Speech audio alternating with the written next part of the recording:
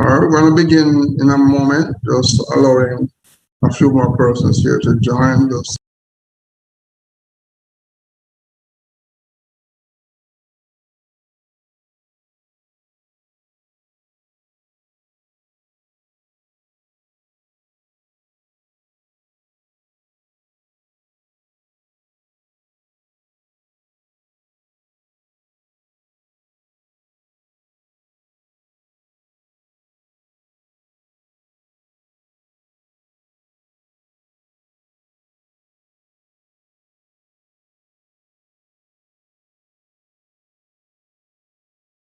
This meeting is being recorded. All right, a warm and pleasant good afternoon to everyone. I trust that your Thursday afternoon is going very well.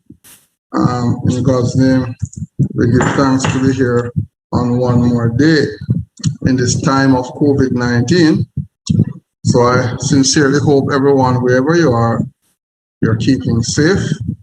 My name is Sean Thorpe, and I'm at the School of Computing and Information Technology here at the University of Technology, Jamaica.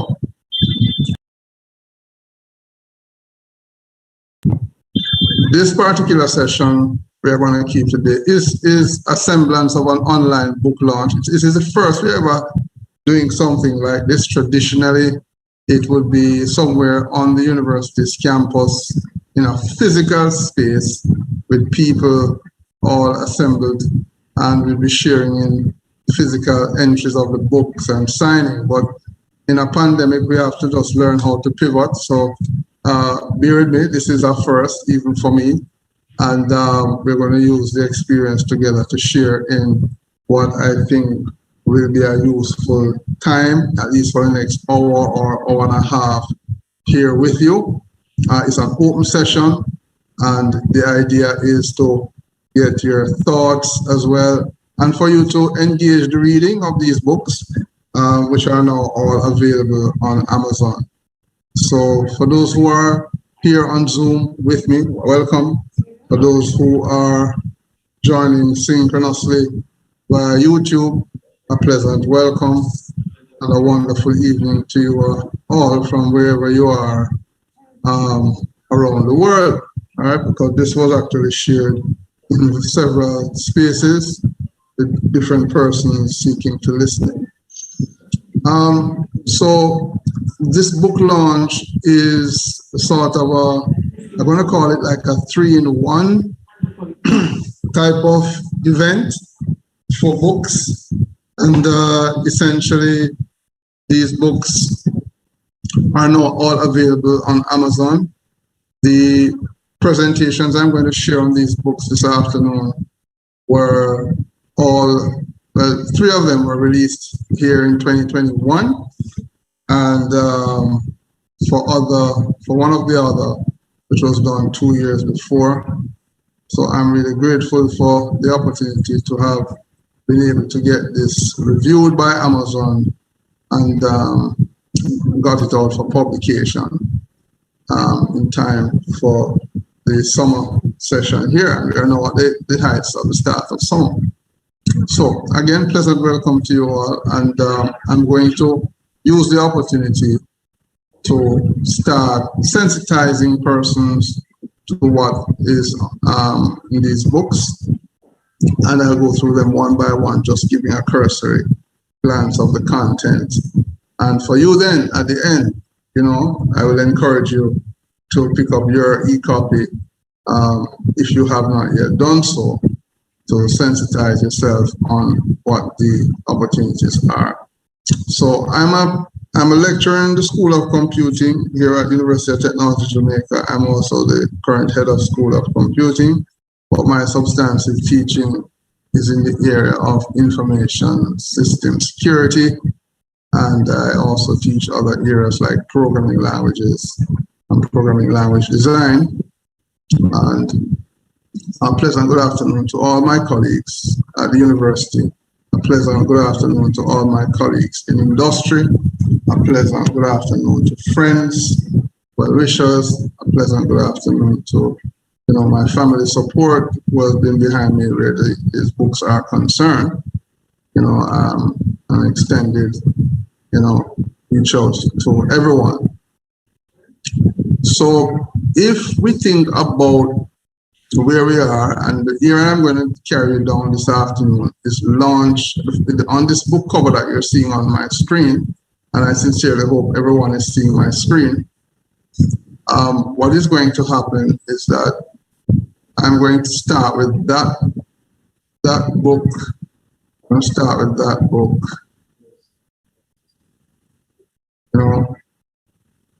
In a moment, and the idea is the vision behind writing books, just to share how I really do it, is that sometimes it's 2 years in the making, or sometimes it can be 3 years in the making. I have notes, I have them written in short bits, and then it's just finding the will at some appropriate time to get it all done. It is definitely a time of effort and love for what you do that allows you to complete these exercises. So I'm going to share my personal journey with these books, and let's just see if you appreciate the journey. All right, so it's a book review. It's useful to get your thoughts as well at the end of doing each of these book reviews, as short as they may be, short as the session may be. We only have about 1.5 to 2 hours. But just to get your insights, I take notes from you as well. So we want this to be reciprocal. And I know based on where some people are to save on bandwidth, we are in Jamaica doing this session. So bandwidth is a constraint for many persons. So I do respect the fact that persons may not necessarily need to show face. But I also respect the fact that I want to recognize everyone here in the context of the session. So the first book is the latest book.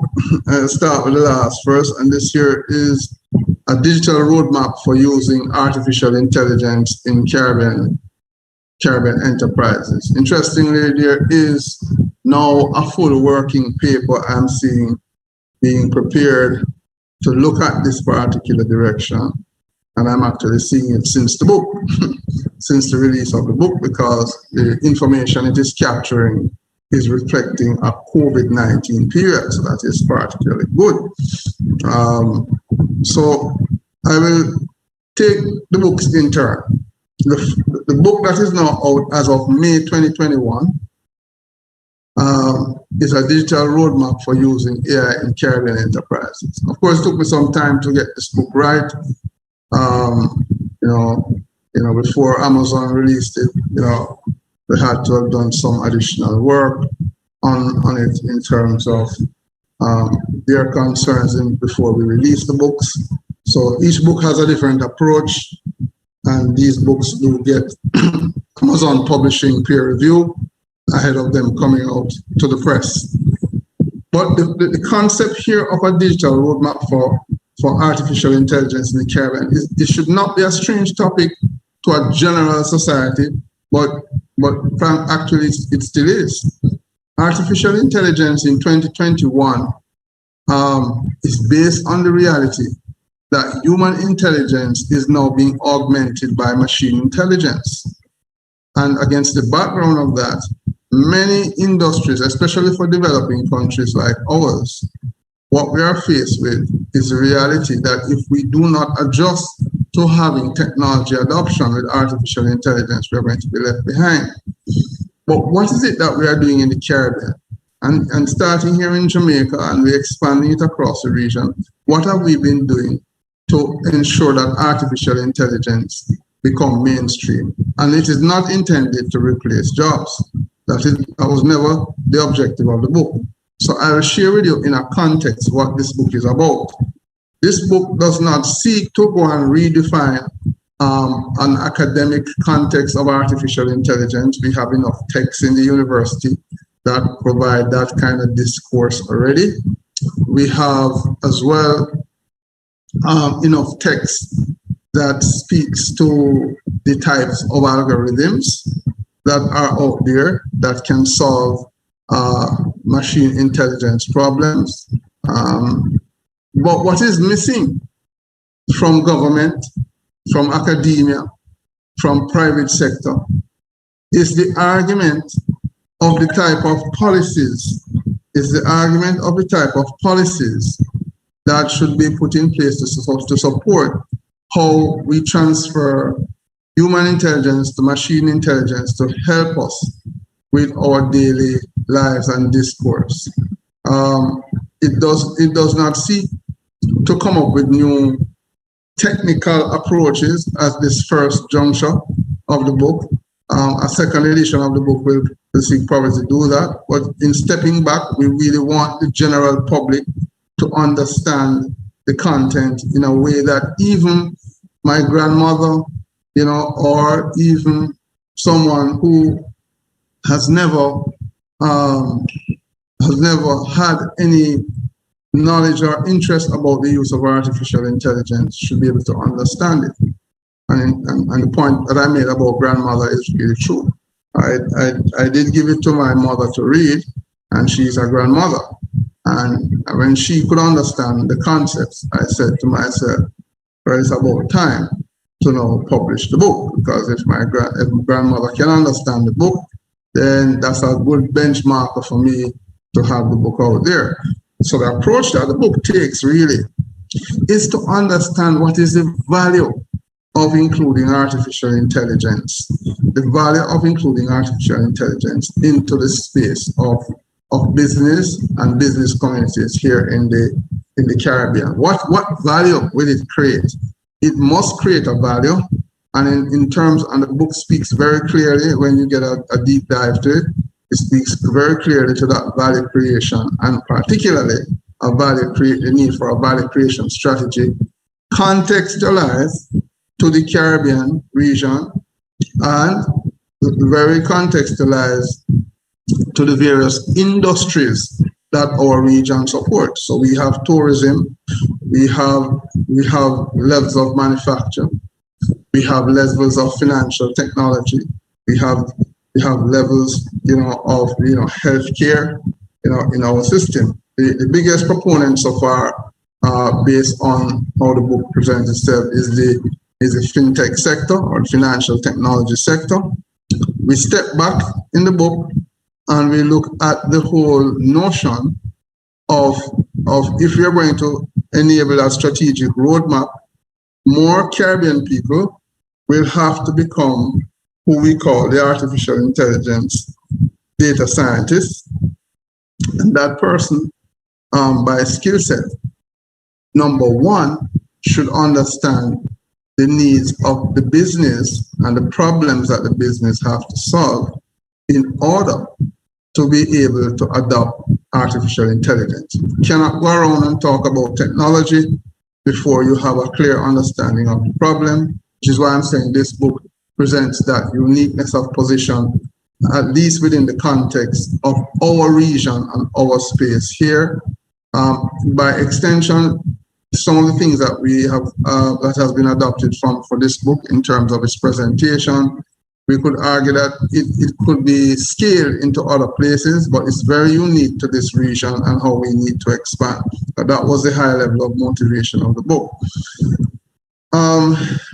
Very specifically, then, if the AI data scientist must have a clear understanding of the business problems, then if he or she, or that team, I should rather say, understands those concerns, and we can have that team in place in the region, then those teams can know from the particular problems, albeit financial sector, small and medium-sized business sector, government being a business as well, all these sectors, we can then have the teams of artificial intelligence data science working on those plethora of problems.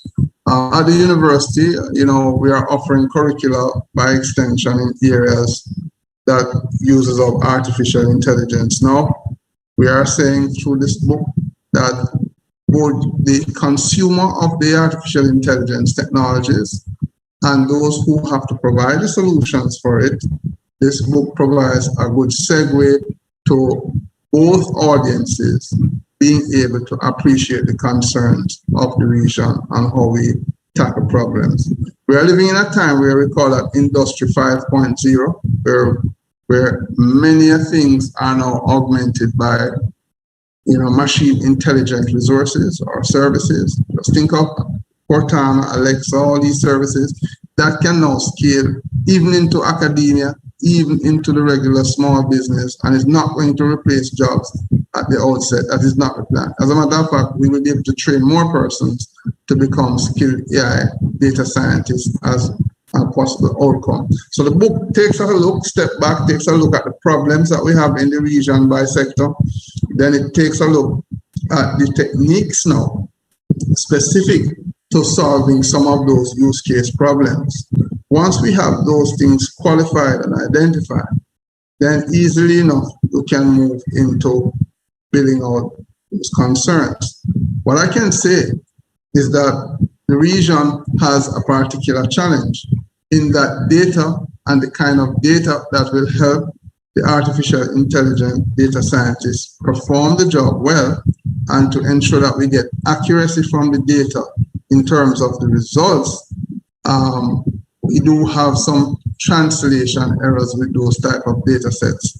We speak to what the AI professional, the AI data scientists will have to do to assist companies locally, locally here in Jamaica and as well across the region in how to deal with those translation issues or with the data, how to clean up some of that dirty data and support an outcome that will allow small and medium-sized businesses to make insights from the data to actually build their business and in some instances save them.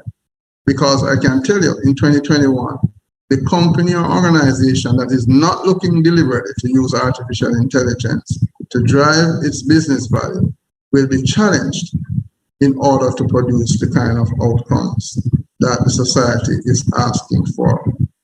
Governments of this region are contemplating that by 2030, we should be moved towards a digital society. Artificial intelligence has to represent a part of that strategic direction. But I have heard nothing in any clear way, shape, or form from the major stakeholders as to what that artificial intelligence mandate will be. This book is a response, not only for Jamaica, but the entire region, to provide those kind of answers.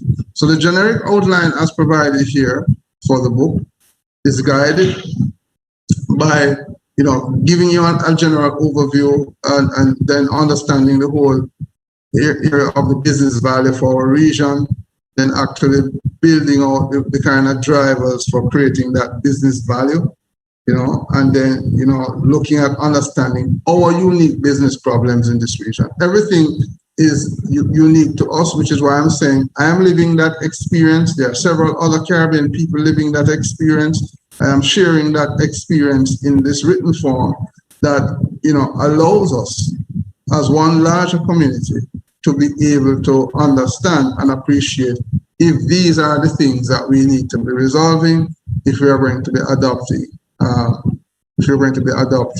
AI to drive solutions to the business. As I said, I've now seen a working paper, 48 pages long, right? Which is just a subset of what we are doing in this book. But there's a working paper now that seems like there are some stakeholders seeking to meet, and I'll be reaching out to them very shortly to understand how, I can also be of a service and a support to that process. So the outline of the book here is clear. We have an understanding of the business problem.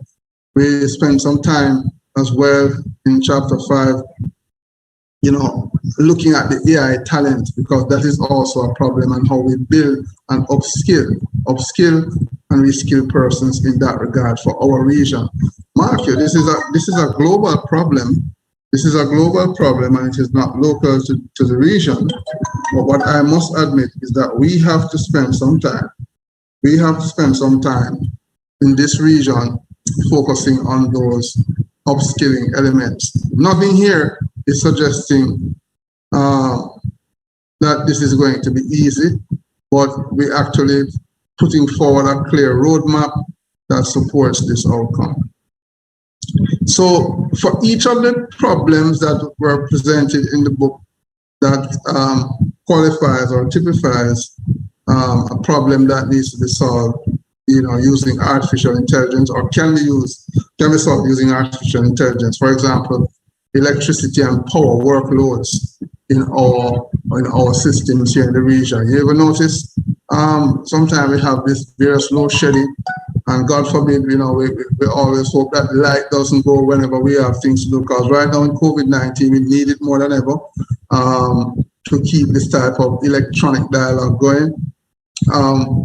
There are clear use cases that I'm qualifying in the book that shows how we can redistribute the workload on the power lines and actually apply artificial intelligence as a metric to supporting that in our local ecosystem as one of the examples, right? And we look at a few more, including fintech examples that are out there, and more that I would like to define by the second volume of the book. Then we simply wrap it up with the final thoughts, and then I provide some appendix of the use cases. So some of these use cases are use cases, that I have been working on before as a part of other engagements, so that these use cases also map back to the approach qualified in the book to support how we define this roadmap. This is a new space. I have not seen anything in the literature that is supporting this specific approach, especially as it relates to the Caribbean narrative of how we should approach these problems. So my encouragement, without giving out too much and ensuring that I didn't give too little, and ensuring that I did not give too little, the concept of the AI roadmap is well positioned. It is well timed. It is well timed to define clear thought leadership behind how governments, business communities of the region, academia, and just the common man every day in the street will have to adjust to the use of technology in this Industry 5.0. Yes, it's no longer Industry 4.0. We have moved to what is called Industry 5.0, where every device is now almost a seamless computing device connected to everything else, for which you can have automated intelligence services to the public. So the book seeks to elucidate on those concerns of how we identify problems and then look at how we align technology to then solve those business problems. And of course, those business problems must be creating value for the region. So tourism is one of our big sectors. My view in the book is that we have major displacements in the tourism sector. As it is right now, we will have to revert, or we must be moving to digital tourism as probably one of our structural survival modes. What will that include? How will we use the AI? How will we use the artificial intelligence to model solutions? We look at power and electricity systems. We look at healthcare. We look at the general manufacturing environment of the Caribbean ecosystem. Those areas that have built the Caribbean for over more than 2 or 3 generations. I am now saying it is time in applying artificial intelligence to enable those spaces. So the book is really a caption to that. It's the first version of it, and when it got reviewed and accepted by Amazon Publishing, I was particularly happy that we can now have it out as an outcome for the general public to see. And I sincerely encourage you to pick up your copy at the suitable time. I should tell you, these books that are now being published because of COVID in particular, they are available right now strictly as e-copy. What will happen is that paperback will be done on demand, right? Paperback will be done on demand, but all copies are available on Kindle. All right, I'm using Kindle Publishing is what I've used, and Amazon manages this entire process for me electronically. So all the books that I'm going to share with you today, starting with this one that came out in May 2021 with the digital roadmap, the caption points, and the book. You know, it's easily about 100. It's about 100 and over 150 pages. The full collation of the book, including the use cases that have been qualified. And for me and to you, this is version 1. But we had to start with what's the problems we face as a region, how we then align the necessary technology toolkit to solve those problems, making sure we understood what's the value of those problems to the business. If the business communities don't get it, then the investment in artificial intelligence will not be worth the dollar unless we can ensure that our government, our business sectors, everybody have a spin. And as I said, I'm happy to now see that they are developing a Caribbean AI initiative, which is a working draft document, but I don't think it is an initiative yet that has a working group. So I might first them to it, who to tell. Sharing this review of the book right now, and one thing with me, as I share ideas, the ideas sometimes come to me immediately for something else, and I then document that and seek to follow through. But this is what the AI Caribbean Roadmap is about. Get your copy today. It's the first in the line of any such edition we have in this region, and I'm proud to share that with you. What I've done for this book launch, ladies and gentlemen, is to take an approach that if after sharing for the first few minutes, the contents or the concerns relating to that book, as I said, this is streamed live, both on YouTube as well as on Zoom. I will be able to stop for a minute and to answer any respective questions that you may have. So I can use that time for the moment and stop to do so, allowing you to digest what I have said. I don't think it's reasonable to just go through all 3 books, because 3 or 4 books that I have here in one go, without giving you a chance to comment on each one in the separate focus. So I'm at this point going to open the floor and to engage if you have any quick questions about that particular submission.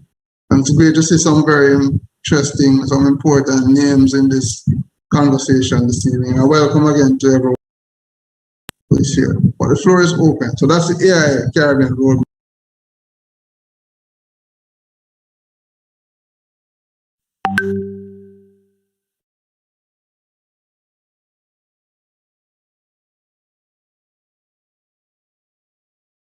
So as I give you a moment to catch your breath to think about the questions, is that you will be, you may just jot it down, and either you want to drop it in the chat, or you may be able to engage the mic and speak accordingly on this for me.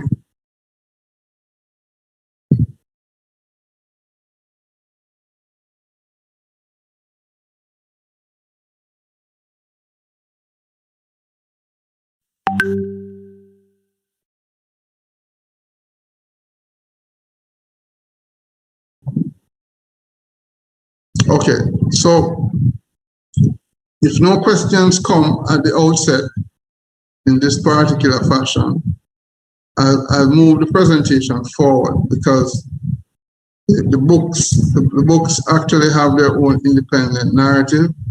So we just looked at a foundation argument of artificial intelligence being a mainstay for how businesses will need to create value in this region, and look at some of the specific approaches in the book relating to how that is done, without giving away too much of the secret sauce, and ensuring that we we engage accordingly.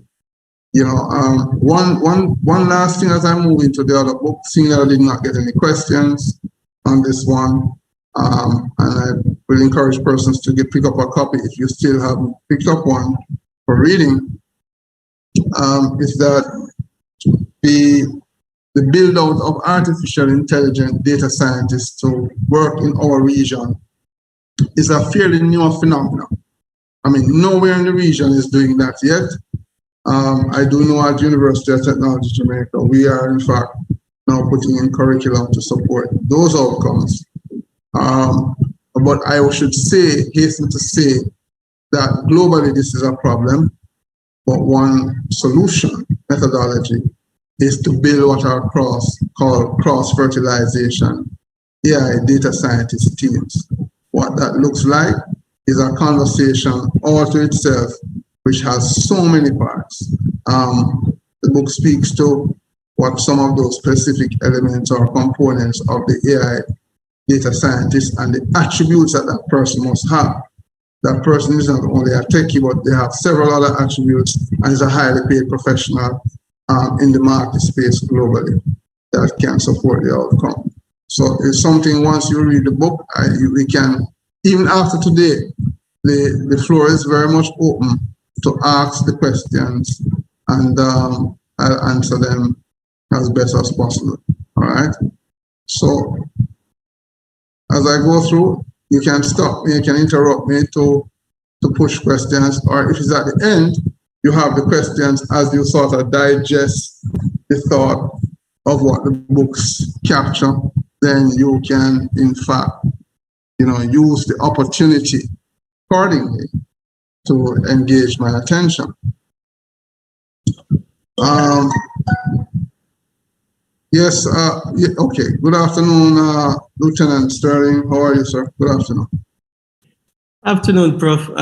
First of all, congratulations on the official launch of your books, and I look forward to the continued reading of your text. I believe they're quite timely and very apt in adding to the body of literature within the Caribbean space. The question I want to ask is, you've looked at the business sense of artificial intelligence within the region, particularly from the public and private sector standpoints. But is there a sense in this particular edition of how artificial intelligence can be brought to bear on some of the more critical security-based issues that we have, both from a physical and a cybersecurity standpoint? That's an excellent question, Lieutenant Sterling, and thank you very much for that. As a representative of government yourself and a standing ambassador of this University of Technology Jamaica, what I can say is when I wrote the book, that was definitely a part of the thought process. I recognize, however, security by itself and the automation processes relating to security, and then appreciating how you treat with those concerns. It's another book. It's another book. So I tried my best not to make those overtures in this book. I did just probably do a page or two in the context of the general discussion that security is in fact a concern relating to automation and artificial intelligence. But to be very frank, cybersecurity, artificial intelligence is a full discourse by itself because of the nuances of the kind of issues, but it is in fact very important. So my next edition of the book, I should tell you, Mr. Sterling and everyone who is here, is that a specific focus will be looked at in this regard. Now, the focus is twofold in that there are some general problems with security, general problems with the security relating to artificial intelligence systems. One being that artificial intelligence have its own ethical issues that must be addressed. So there's this whole area of AI ethics. When AI is treating AI, or you have an artificial intelligence system managing another artificial intelligence system, which therefore means if there's no human intervention at that point and you have an issue in the working environment, who then takes responsibility for those concerns? Will that responsibility be the function of the agent who commissioned the system in the first place, or otherwise? Of course, we know how our local legislation is seeking to make its own adjustments in this regard. But from the Caribbean standpoint, I think this is a gap area, and it will be the subject of my next book. I actually have a set of notes from last year about it, but I have not yet spent enough time to compile that piece of it. But I might have to even engage you as a potential reviewer, and or if it makes sense, even somebody with your standing to be a co-author with me on that cybersecurity automation for the region, for how we're going to deal with things like that for the region. So it's a very good question, but that's the next edition. I will invite you to be a potential reviewer and or co-author on that piece. So that is where we are with it. But I've dedicated probably about a page or two in the entire space of the book itself that speaks to security, but that does not give it any justice, because there are so many issues that this very book launch could just be on that one book alone, and focusing on so many overtures. But my other books that I will be sharing today will sort of elucidate some of the bigger concerns that we still have that will fit into how AI and cybersecurity should be working together in the first place to solve some of those problems. So it's a good question. Thank you very much for that, Lieutenant Sterling. And I hope you take me up on the offer. I hope you take me up on the offer. We'll see what the future brings. Congrats again. Yes, sir. Yes. Okay. So that was one question about the previous book. A good question, very good question, and it's something of merit to follow through on. So at this point, I'm going to move into the second book. Now, you see, the books all have a thread to them, such that at the end of doing this review, you, the very observers, the readers, well-wishers, and even potential new buyers of these books may see where gaps are.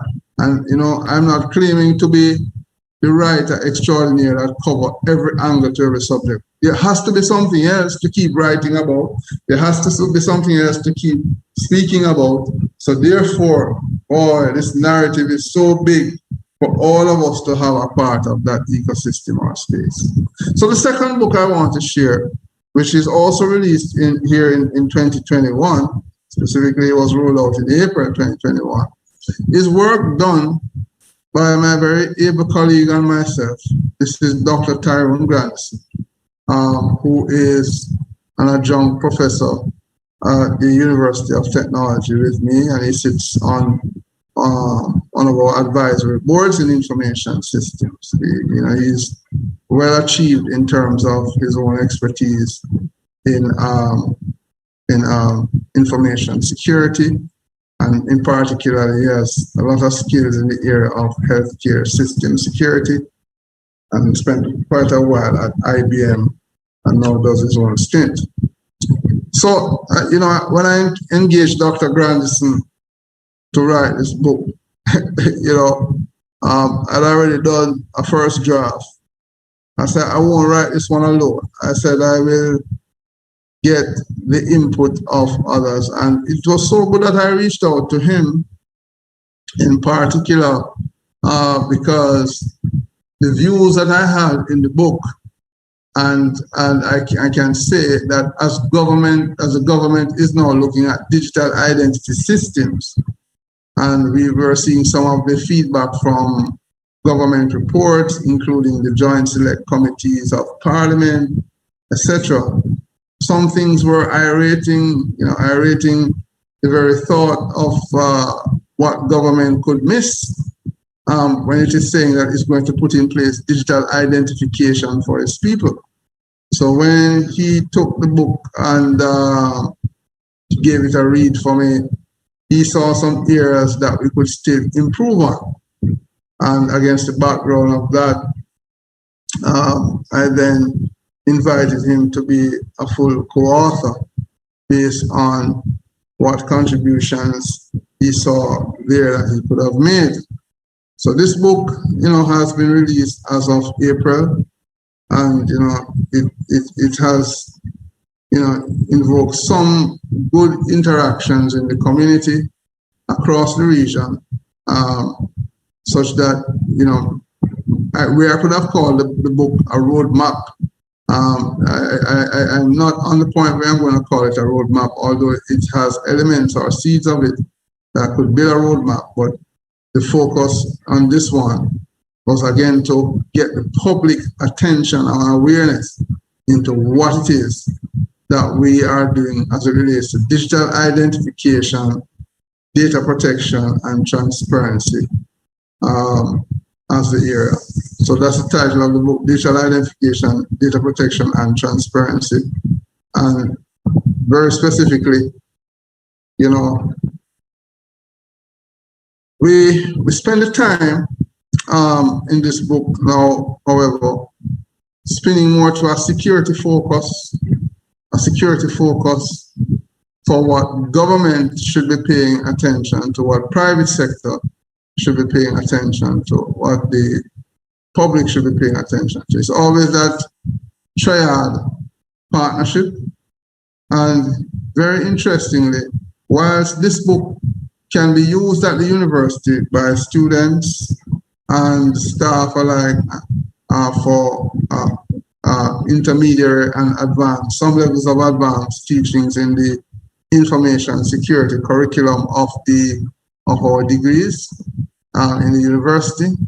I think by design, this book initiative for me was more than it would have been a university reading. It will be a university reading text as of this fall for some courses, but outside of it being a reading text for outside some of these courses, what we look at very specifically in this one is the fact that the data protection legislation, the same data protection that is now quite popular throughout Europe and the rest of the world, and the enforcement on data protection since May 2018, which even with this Zoom and YouTube connected service delivered for this launch, you realize that we have to have informed consent just to do it.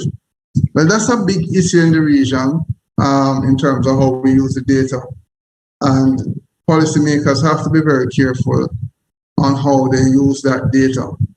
And specifically so now in that the government has a roadmap that, by 2030, particularly in Jamaica, that we should be an absolute of a digital society. One of the projects that they have that is to be rolled out in short order is a national digital identification system, which is NIDS.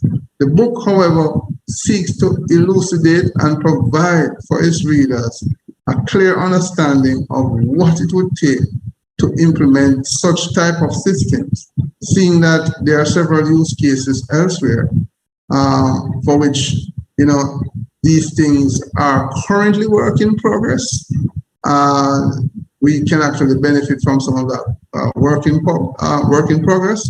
The public, however, does not know all of these type of initiatives, whereas the stakeholders who are working on the specific projects to roll them out, and the public is being told that this is going to be available to them, there's no reference or reading to show the public what exactly the adoption of such systems will mean, and particularly to dispel the religious, the cultural myth of,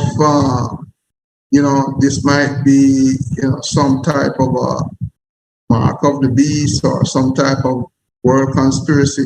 What I want is a truth to be shared about how these digital identification systems work, what are the gaps with them, what are some of the interoperability roadblocks, as well as what are some of the benefits of them. What are the underlying legislative compliance issues that should be put in place, and the type of privacy controls. The public need this general awareness, because without this general awareness, what is going to happen is that, you will have a state of persons who will never know what the system should be doing for their purpose. As a matter of fact, even those who are the learned ones, in some instances, they themselves are challenged in how these systems, once adopted, will work to support the environment. So this book looks at how digital identities, if they are adopted for our region, will work, and in particular here in Jamaica. What does this digital identity, what will it look like? How will it be stored? How will it be safeguarded against, would-be cybersecurity attacks? What is the type of legislative compliance? What are the human rights issues relating to the data? And we provide clear use cases in this book as to how our governments of the region, including the Jamaican government, bearing in mind the use cases in other jurisdictions as well that have adopted these systems. We look at places like India, where they have adopted the Aadhaar project. We have looked at use cases in the entire South Asia in terms of the adoptions of these national identity systems. And bear in mind, I give you one very simple example before I just move into the outline of the book, is that if I was a car dealer and I was going to Japan tomorrow, or I was going to Thailand to buy a vehicle and to come back, all I would need to get is my NIDS card. And when I swipe and I travel on a plane, and I get there, all issues relating to transactions, tax transactions, everything could be managed and federated on that one card without having to call back Jamaica and figure out all the paperwork that will still be required, even when you get back to Jamaica to close out the transactions. Everything will be stored ideally in one common database where the database is safe, instead of all these disparate databases like your TRN, your NIDS, you have all these different disparate databases. Everything would now be harmonized as one, and the book speaks to the security, the hardened security issues, both technical, operational, and human concerns of security that would need to be in place to drive these outcomes. The book spends a lot of time breaking down in the most granular detail for the reader to appreciate these concerns. I do not think I see any other book in the market that actually addresses the elements of what I just shared. The book's organization is elucidated on its motivation. We look at the Jamaican space. We look at the objectives, the various benefits, the stakeholders which will affect. More than what I'm saying now, a deep dive into the approach of how digital identity systems would work. Of course, we defined it clearly in that it is actually a non-human reference, but it can be used for both humans as well as machines. That's what identities can be used for. We've spent a long time focusing on just explaining to the reader at the high level how these digital identities work and what impact it has on the communities and the stakeholders.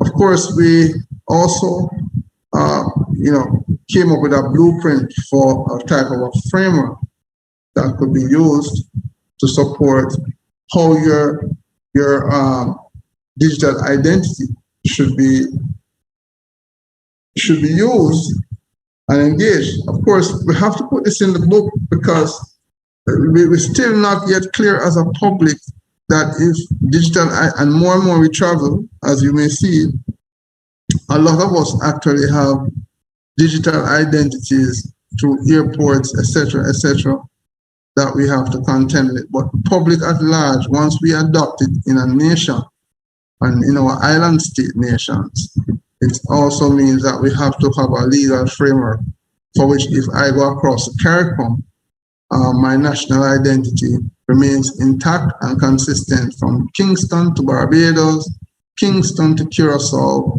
Curacao back to Barbados, that kind of thing. Must have a legal framework where data is trans-border and it can be protected. We look at a full architecture, by the way, which is one of my biggest concerns about the adoption of digital identity systems. What kind of technology architecture it will be sitting on? More likely, probably, the common man in the street every day may say he or she may not be bothered about that. But even those who are in the technical community and even those who are in the industry themselves, I don't think there is a clear understanding as to how this would work. In the context of Jamaica and the Caribbean, there is a lot of buzz about ICT authorities. There's a lot of buzz about data protection authorities, and more specifically, Office of Information Commissioners. And then the latest one is the Identity Authority Provider, which is your IDA. But nobody is making a clear distinction.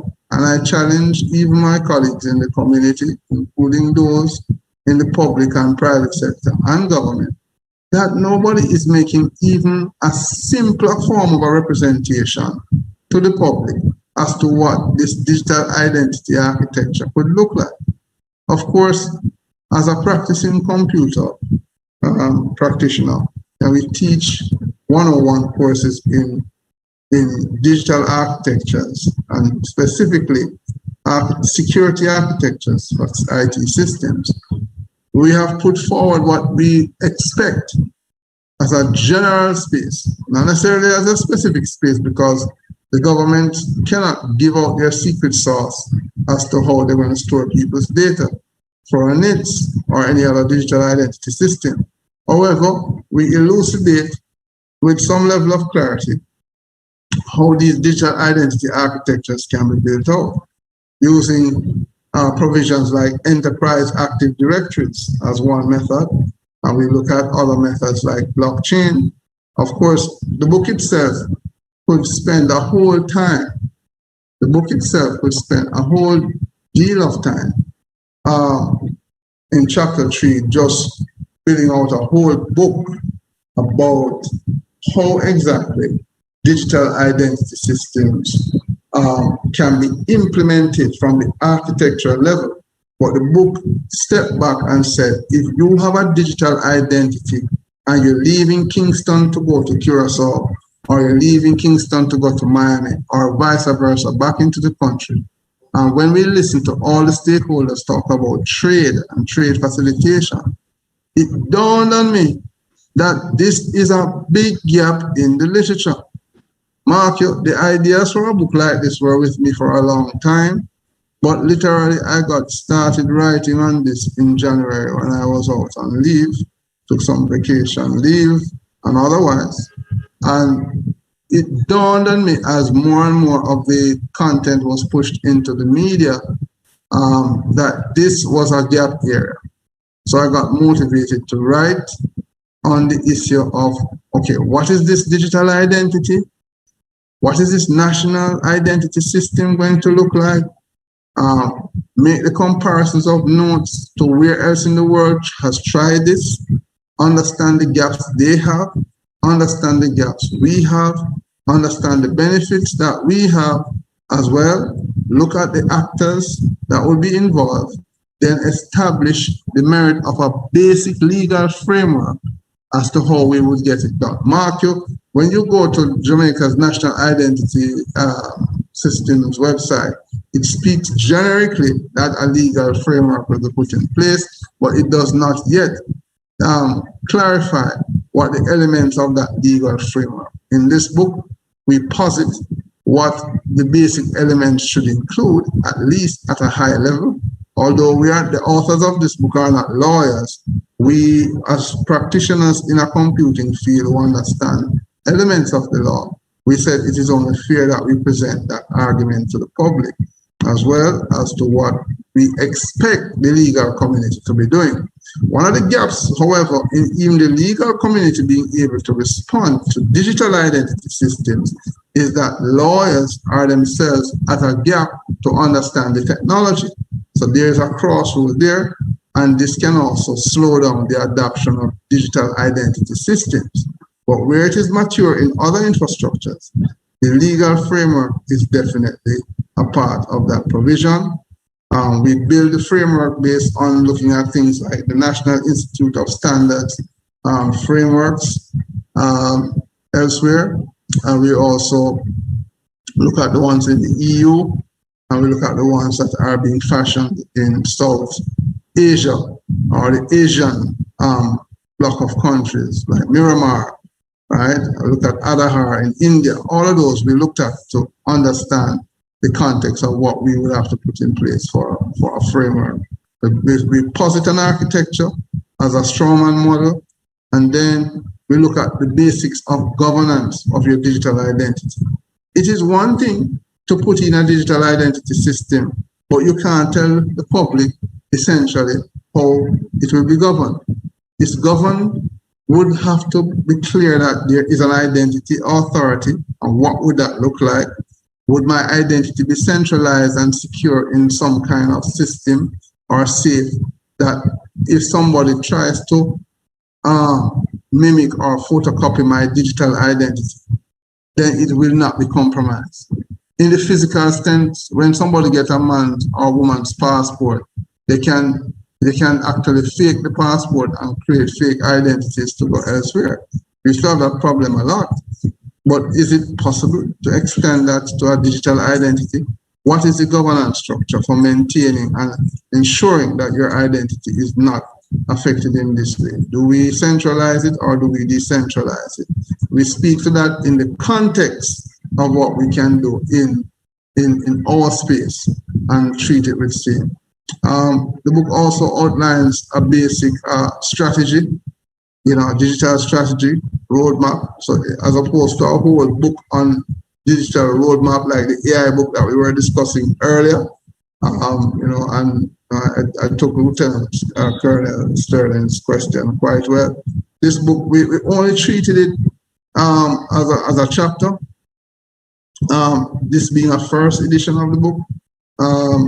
And then we looked at the use case of how we would apply the digital identity to trade, because I do recall government talking about the need for digital identity systems to invoke trade. And it occurred to me when I listened to the news earlier this year and I heard that. I said, so how are they going to do that? That needs to be well clear to people. In this book, we provide the use case of how we have the federated digital identities being created, and we could use it in trade type scenarios. I think that was a mouthful enough for a book just to get the basics going. And chapter 7, we had some high level concluding thoughts. I am sure there's a lot more that we can do in this book, but I will have to save it to its subsequent editions. I'm very happy that Dr. Granson had come in at the time he did to assist me in the completion of this book.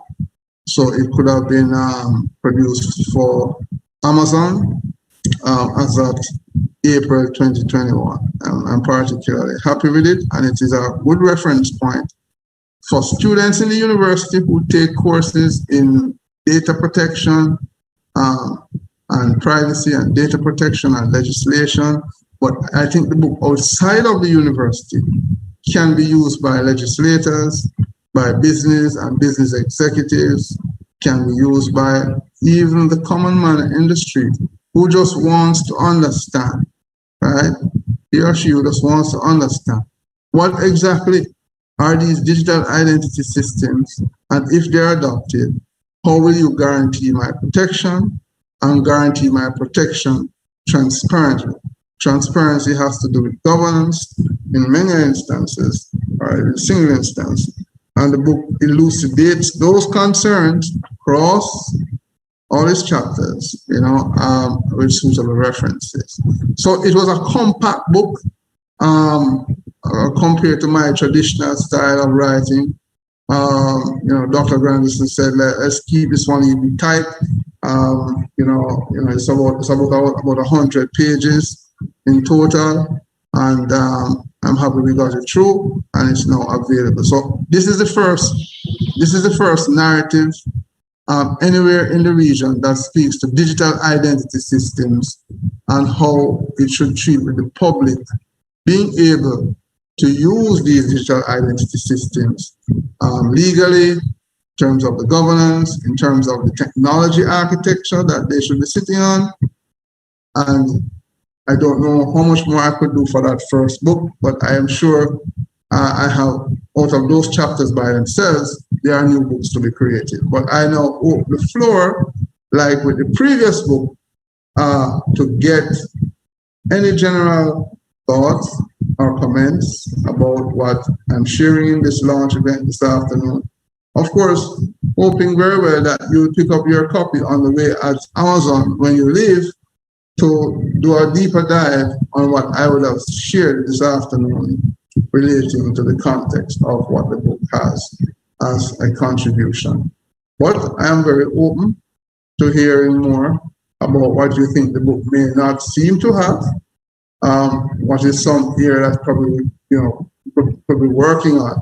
And I'm starting to say we a lot because I think when I write the books, I didn't write them for myself.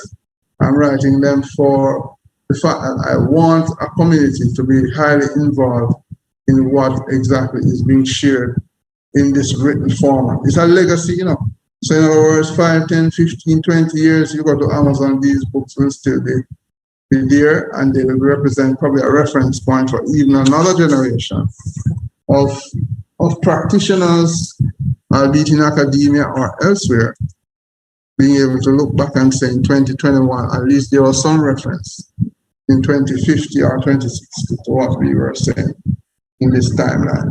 So any comments on this book and what it captures? It's a general thought leadership book for the public. So the floor is open again. Okay, Lieutenant Sterling, your hand is still up, or it was up from the last time? It was up the last time. I think it is an old hand, Prof. Oh, it's an old hand. Okay, no problem. So that's the second book. So the first was on the AI roadmap, which we spent some time sharing, and this one is on digital identification, data protection, and transparency. And of course, government welcomed the book. The national identity, the NIST director actually obtained the book to give it a review. He actually was one of its reviewers, I should mention. So I would like to thank him. And I'd like to thank all the other anonymous reviewers of the text, particular here for this one. So any comments from the floor about this book, and any thoughts you see relating to what what is there, or what you would still like to hear or see? And of course, I do expect that you can leave your responses in the chat, as well as at the end of the YouTube link. You can post there for all the things that I may or may not get coming out of this session. I will be responding to them even offline after today. Even after today. So, but let me keep the floor open just to hear your thoughts on the contribution of this book before I move on to the next set.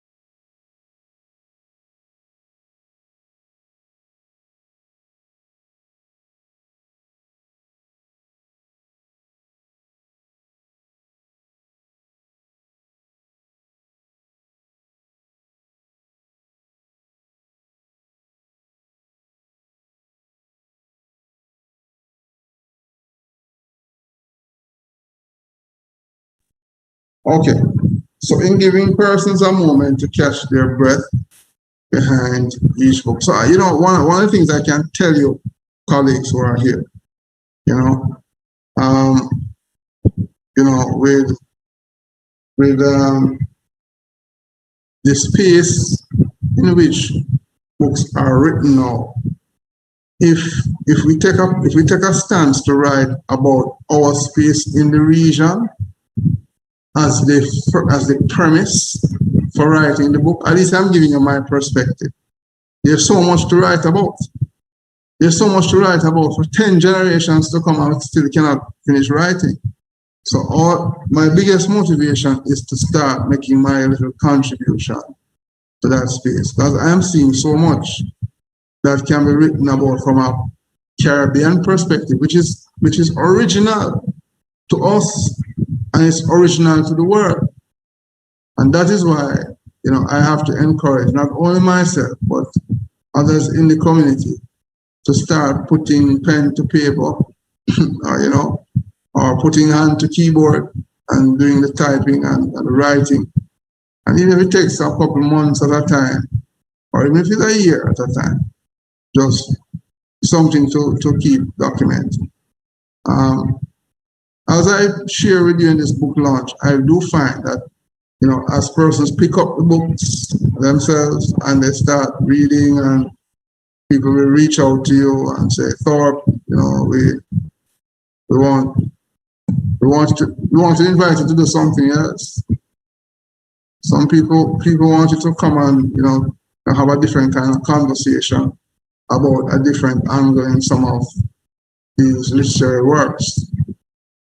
You know, and as I go through, I share one of the books experience, you know, where that actually took me in terms of experience, more than the sale of the book itself. So writing the book has those double objectives that lives out our Caribbean experience in a good way. So, all right, so this was the second book that got published this year. All right, it's a security-focused book with a mix at a very high level, for the readership. I was very deliberate not to write a very technical book, because I want a broader community of persons to be able to read the book. As I said with the first book, if grandma can read it, it's time for the book to be published. So one of my strategies is that I give my mother the book, read. If she says she understands it, then it's good. That's my approach, you know, ladies and gentlemen. If she reads it, I don't ask her to read the whole book. You know. Don't get me wrong. She probably won't spend time doing that. But she might read a one chapter or two until she gets it. She gets it. That's a signal. She don't get it, have to go back to the drawing board. But that's one way of a litmus test. It's not the only way, but that's a good way. Especially when I'm trying to get the man in the street to be able to think about the book as a reader. So, all right. Oh, this one come up a little bit bad on the slide. All right, so this one is about protecting the virtual perimeter. this book actually came out in March of this year. So it's a bit more of a technical book, however. And this technical book is at a high level. Here's the problem, ladies and gentlemen. So I move from the books that represent the general readership to a little bit more of a technical book. Just a little bit more. Everybody is talking about cloud computing, data clouds. The latest one now is data fog. That's a new term for some people this afternoon. Just write it down, fog.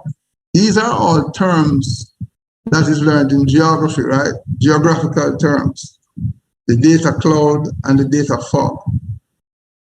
In computing, we refer to all these spaces where the computers are not necessarily physical to the environment in which you live as being virtual. That means if you're at home and you're protecting your home, you protect a physical perimeter, don't it? But if the resources you're using are not situated in the same location, but elsewhere, then the perimeter that you have to protect is now virtual. This book on protecting the virtual perimeter, even in 2021, is a very mystical concept, considering that in 2021, we literally use everything based on virtualization technology. So I decided to step back, and write this book by saying to myself, with all these cybersecurity attacks that are now affecting the world, and this is June, right? This is June 10. Up to in the last week, you have more cybersecurity attacks. You had the Colonial Pipeline attack. There was a set going on in Europe the other day. And not keeping up is just as they come out, we're keeping track. So by the day, you have these various attacks that come out. We tend to call them zero-day attacks in some instances in the technical community. Nobody gave you notice that you are going to be affected. And you are being affected in your virtual perimeter.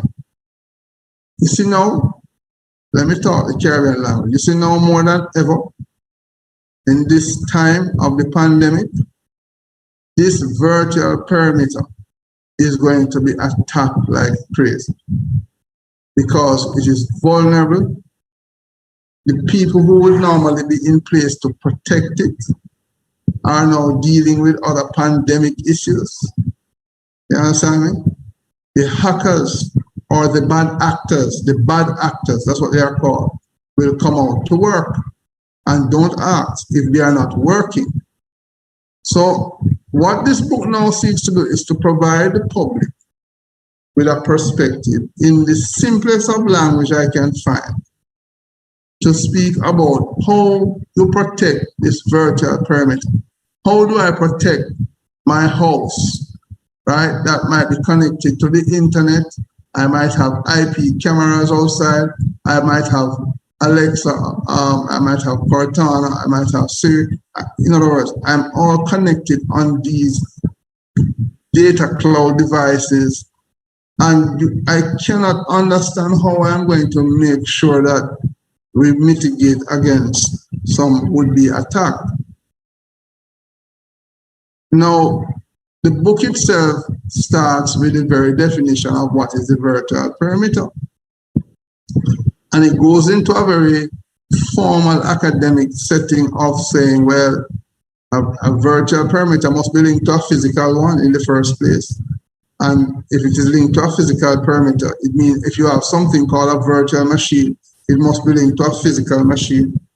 And we do a little bit of a teaching exercise to show that the physical machine and the virtual machine only can talk to each other by some identification, which is what I was talking about in the previous book. That identification is called an IP address. So the malicious actor would have to get access to the IP address. So we spent some time talking about just the the characteristics of the virtual perimeter, and then we start looking at how on God's earth these bad actors or malicious actors can find ways to cripple the network or cripple these virtual perimeter networks. Now, I did not know that in Maine, that in the US, they would have had a colonial pipeline attack or any other attack. Many food and grocery stores worldwide have that chains are now being compromised. I didn't know that they would have happened. Now, those attacks are a feature of what is called advanced persistent threats. And what obtains is that those attacks could be sitting on your network for weeks, months, or years at a time, just waiting for the right time to launch. So in other words, somebody has an ailing condition and it didn't manifest itself until 5-10 years later. That happens to computers. You can have advanced persistent threats. So we looked in this book at how this whole area of advanced persistent threat affects your virtual perimeter. Lieutenant Sterling said a while ago, so Thorpe, are you not going to write a book about cybersecurity and AI? I will. I will now demonstrate how in AI, this virtual perimeter will be very important to be understood. And then we have to talk about how AI will be ring-fenced in that perimeter and protected against potential would-be attacks. That is a book by itself. So this is just an attempt in a very clear way to get the public to understand how you will implement cyber defense in depth by protecting that virtual perimeter. That virtual perimeter is that layer that needs to be protected. Coming inwards, which might be a ring, the data sits behind the virtual perimeter. So the house, if you think about my house and your house, our house is the data, and the gate outside is the perimeter. If you figure out how to protect the perimeter, you will protect the house, don't it? So therefore, if you figure out how to protect the perimeter, you figure out how to protect the data. What I speak about in this book is how to deal with the perimeter.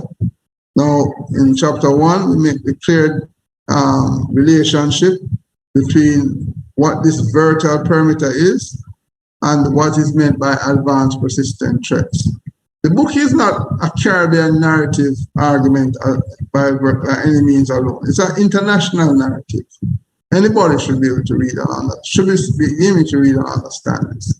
But as I said before, I usually write with the view that in our space, in the region, we need to understand it as well because we're using it. So it defines the perimeter and the type of threats that can attack your virtual network. Then we look at the challenges of the security of the virtual perimeter. And this is one of the reasons you see, Lieutenant Sterling, why I have not yet written the book yet on cybersecurity AI or cybersecurity intelligence, because without writing these books first, if persons are following my books to appreciate what I am saying, I should first define in each book what the things are before giving them the more compounded version of bringing two spaces like artificial intelligence and cybersecurity together. That is huge. As a matter of fact, I'm in this book launch and the idea just hit me, and some of my colleagues might be here. We probably need to have a special elective course on cybersecurity intelligence. I don't think we have it in the curriculum. No, I don't think it's in any of the national curriculum at all. I mean, we're building the independent courses, but that one on cybersecurity intelligence, we don't have it. I think I saw Mr. Barrett here earlier. I must ask him if it is in the stock. I don't think it is in the stock, That one needs to be developed. Anyway, in this book, we define what is the virtual perimeter. So if you're a school teacher, You're a nurse, because remember, nurse, doctor, lawyer, everybody in the virtual perimeter. Church in the virtual perimeter. Business in the virtual perimeter. It's not just what used to be seen as a holy grail of the technical community. The whole technical space is everybody's space now. All right? So everybody needs to know about this virtual perimeter. So we define it and show what the threat issues and levels are in the perimeter using advanced persistent threats, or APTs. We define that clearly in the book. Second chapter of the book, we spend time looking at the challenges still in protecting that virtual perimeter. What are the challenges in protecting? In chapter 3, we then develop a strategy now on how you can protect that perimeter. Now, my putting forward a strategy for the perimeter might not be seen as something necessarily new, but it advocates on a new way of thinking relating to what has been tried before and what has not yet been tried, and what is now going on by way of experiments to protect it, that companies have to pay attention to. So the book has a secret sauce of speaking to that cybersecurity strategy. And then in chapter 4, a demonstration of some of the innovations for how the virtual perimeter can be used and how it can protect against threat. Now, these are projects that I have working on. So that's why I'm saying these are innovations which lend to some level of new knowledge about the space, how to protect that space. Without giving away too much of that secret sauce, we look at variations of the advanced persistent threats, like reconnaissance attacks, and how we can provide simulations around those reconnaissance attacks, protect the virtual perimeter. So colonial pipeline attack that bring down the network the other day is really creating a ring around the perimeter and bringing it down. Could have been done from inside the company, could have been done from outside the company. Either way, this book speaks to the general whole of how that perimeter could be compromised, both inside and outside. Now, the talent pool to drive this virtual perimeter and its protection needs a whole army. In China, for example, their critical cybersecurity infrastructure has over 1 million cybersecurity officers. Lieutenant Sterling, 1 million, over 1 million, and that was years ago. That's not today I'm talking. So therefore, that goes to show the size of their teams. If we might not need so bigger teams in this smaller region, but I argue that the teams need to be credible enough with a diversity of skills to deal with this virtual perimeter, especially in this day of cloud computing. Nobody is talking about clearly how to protect this cloud and the security of this cloud. And I just said there's a new feature out since the past 5 years now called the fog, where the fog is an integration of the cloud and the Internet of Things computing to form that new stack. So if you're moving from the cloud to the fog, isn't that getting more mistier? Even just the layman thinking of those two terms, moving from a cloud to a fog. It clearly sounds that if I was on the highway going to the North Coast and I ended up having clouds that looked like I was going to have rain, and then I start meeting up into fog, my line of vision is going to be impaired to continue driving. I can be subjected to any kind of rogue attacks, which is what I could say is a smoke screen by someone to have an advanced persistent attack.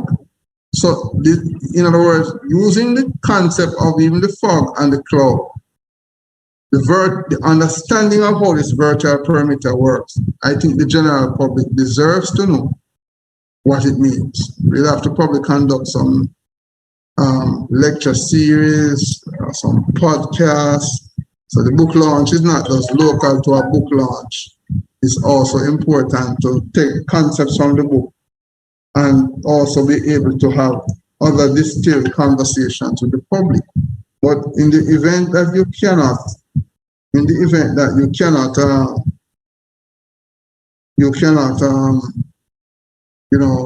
find the time to do all those podcasts, the book is there as a starting point to understand the reading, and it's always yours. We elucidate by sharing that, listen, we have to have a vision for a cybersecurity academy. Here I articulate with clarity that if you're going to build out this virtual perimeter, the team has to be a full academy, which could be situated within the academic institutions, of course, or they could be situated as independent entities, state entities, either way you take it. Once we invest in this digital highway, investing in this digital highway will mean that that academy has to be a part of a vision, because I do not think Jamaica and the rest of the Caribbean is in a position that if we got an attack at the magnitude of what I'm seeing other countries are getting, these cyber attacks, if recovery will be anytime soon, it could be like a Category 5 hurricane, and we all know what that is.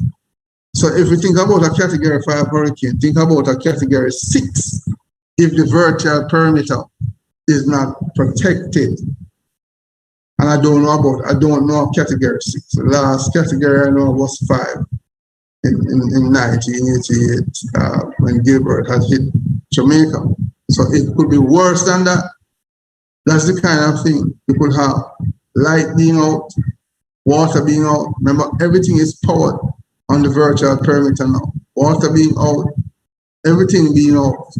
So light and water being out, coming like you already have a hurricane and you can't get the resources. We need to avoid those realities, and that's why I also wrote this book. Have to be motivated by the fact that we need to try and avoid it. So if I can add my voice to the community where the thoughts are in this matter, then I would have. And that's what I have done. And the book then provides some oversight, some thoughts on the further directions that we can take, not only for the book, but generally as a community as it relates to the perimeter. I was inspired just to write this book by just thinking about the problem, and I had enough reviews to get this done. I do also have at the end of this book some simulation studies that show how to protect the virtual perimeter.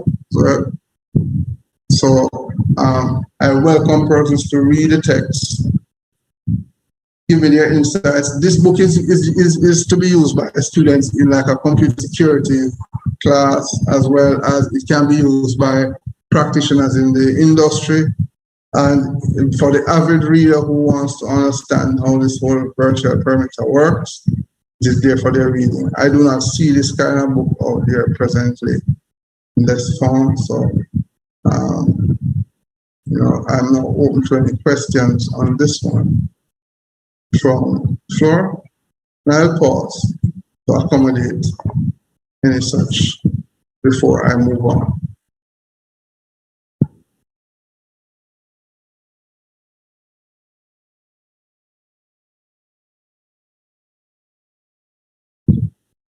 Oh, yes, Dr. Campbell. Yes, I'm just catching up with the chat while we're here. So,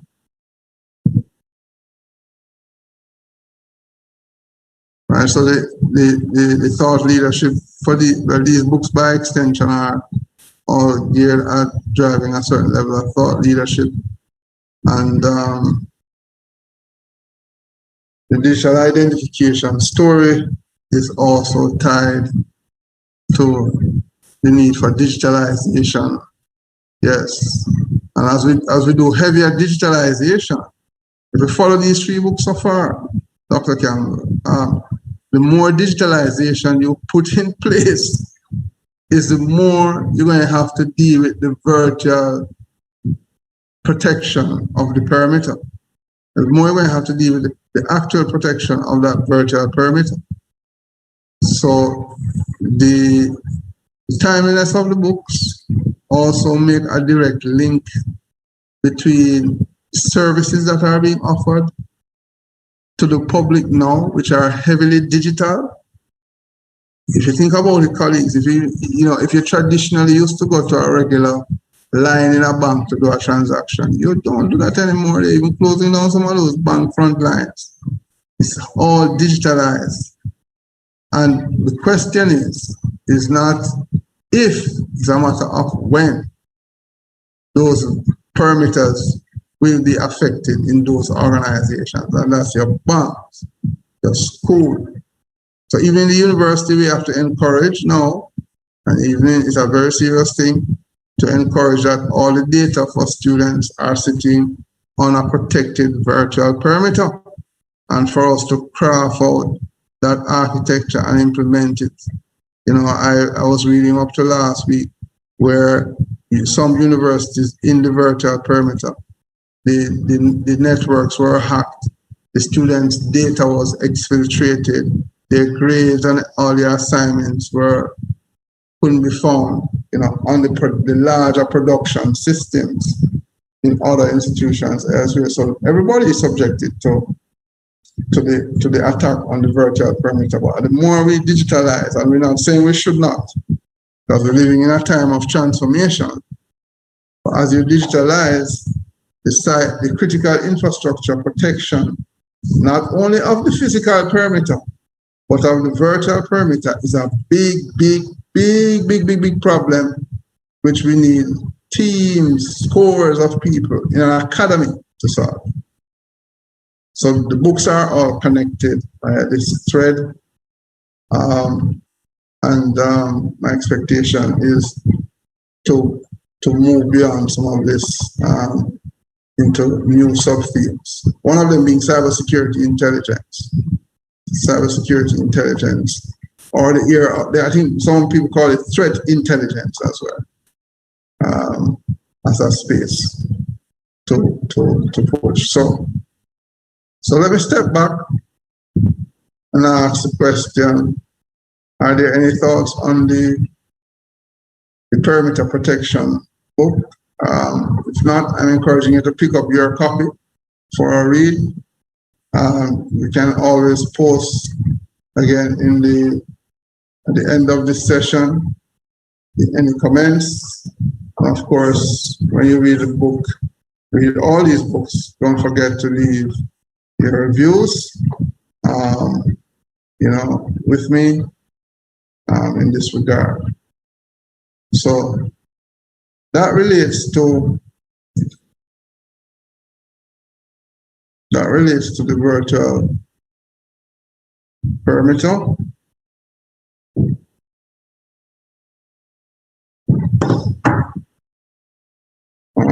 And there are some other books that have been launched, been looked at. I mean, I didn't come to this forum to talk about books outside of 2021, to be fair. So my last book launch was a text called Our Caribbean Silicon Valley, which had me between North America and the Caribbean with its launch. That looks at a vision. That book looked at a vision of, how we will be able to keep maintaining the talent pipeline in this region to deliver on all the things that I just mentioned in these books. So Our Caribbean Silicon Valley was an inspiration that I started writing from 2018, and the book was ready for publication as of January 2019. And then I did a book tour. Part of the book tour was in Curacao, where I was sponsored on that occasion to launch the Our Caribbean Silicon Valley book with a large diaspora and international audience there. And then again, I had presentations in the Silicon Valley afterwards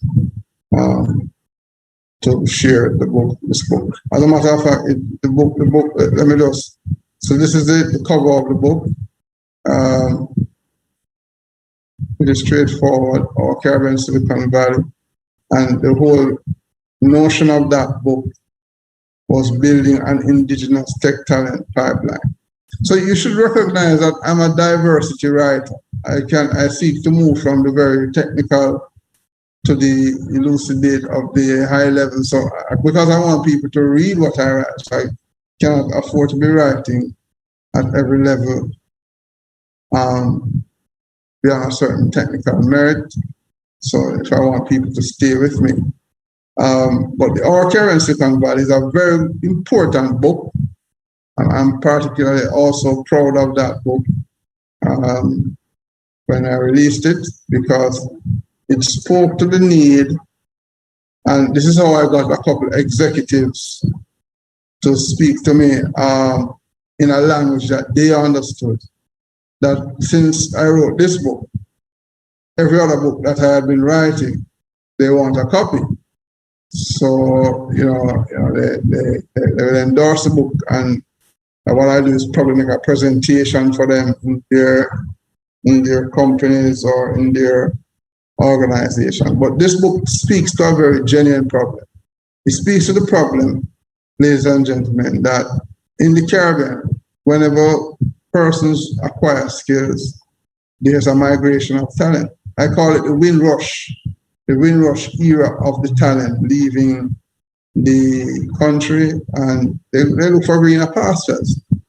So what I did in that book was look at the whole space of brain drain, but not really brain drain as we know. I look at it now from the perspective that instead of looking at this as a brain drain, look at it as a brain regain. We are here on this particular connection on Zoom, and we are also running a YouTube live with many persons listening in. And they are all over the diaspora. They are in Jamaica, they are in Canada, they are in US, they are in Europe. And importantly, Jamaica has over 3 million of us who live here. And in the diaspora outside of Jamaica, probably a little bit more than 3 million, second generation families and so on. Why not, simply put, harness that power of the tool, the diaspora and the local, to build and retain the talent pool. You can always find a different approach to build a talent pool. So the book looks at a 3-step process of both talent identification, talent development, and talent retention. All right? It looks at that's what the book focuses on. Those 3 years of the book. Talent identification. So how you identify talent to work in teams. If I was going to find a talent team to work on AI data science from the first book, so that book about the roadmap and how we're going to build talent in the region to harness the artificial intelligence, is first to identify that talent. And that talent identification might have to look at putting curriculum in place, put the mentors and trainers in place.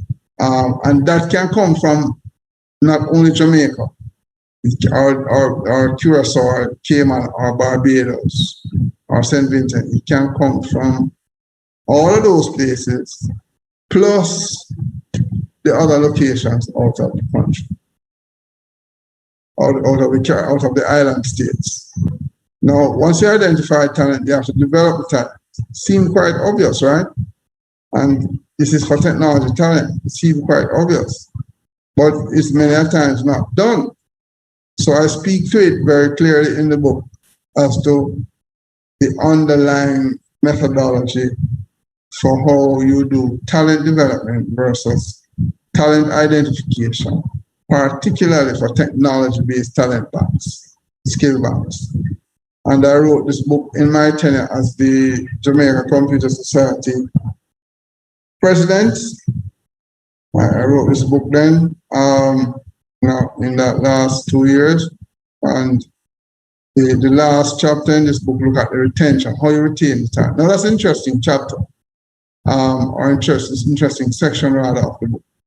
I just give you a high level and still encourage you, if anyone here did not pick up that book yet, to go and pick it up still. It's still a good read. The talent retention has nothing to do with trying to just pay people more money to stay on a job. Because many times the reason why people resign or move on from jobs is because of the infrastructure that may be missing. The infrastructure that may be missing in a particular jurisdiction. So people leave the Caribbean and go to Canada because the argument is healthcare is more available, social care, people may have family with different ailments. So in that case, a man or woman's motivation to stay in a tech job, just like in any other sector, that retention is not limited to the fact that he wants more salary. Salary might just be one part of it, but there's this whole ecosystem of support, social support, health benefits, etc., etc. We speak to that. There's a whole issue of business communities getting tax incentives and so on. We look at some granular approaches as to what government and what institutions can be doing to work together in this regard. This book got quite a bit of popularity with the diaspora. So diaspora follow me quite closely on these matters, and in so much as it represents a metric for how we build a talent pipeline. One of the expectations is to now build on this book. I mean, some persons in the community have asked that this book now can be elucidated by even newer use cases, etc., stories. So it's something to look at. So just from these I'm sharing with you with these books, you can see how much writing has already happened over the last 3-4 years. With 3 publications out in 2021 for me this year. I have a personal self-reflection book, but I wouldn't say that book is at its maturity yet. It's a very short book that just reflects my life and story of what is required to be a technology talent professional. But I will have a full edition of that book for release at a later time. So, I think this takes me to the end of the sharing of this book launch proceeding today, June 10, 2021. And I'm again opening the floor. To any questions and answers. And just to hear now, just open the floor generally, just to get any feedback and thoughts about what you have observed with all these books and their thought processes, any recommendations you may have for me as the author, and to get a copy of my book on Amazon. They're all there. You just need to spend $9.99 off your credit card. It's a very low cost acquisition for these books, and in so doing, you can actually use it from any device that you have, any Android device in particular that you may have. So the floor is open, and I welcome your thoughts. And I want to thank you all again for your audience this afternoon. But the floor is open to just hearing from you on any further thoughts with respect of these books that are now officially launched to the space.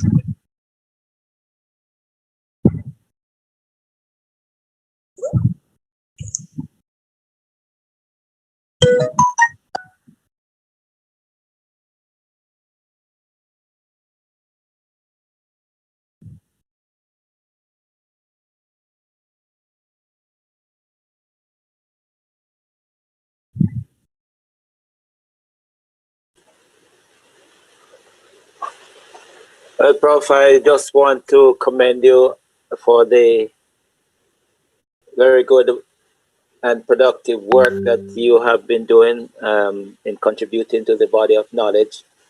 The need is definitely there, and you have identified it, and have attempted to start the process of filling it. And so I just want to encourage you as the trailblazer there in terms of technology leading the way.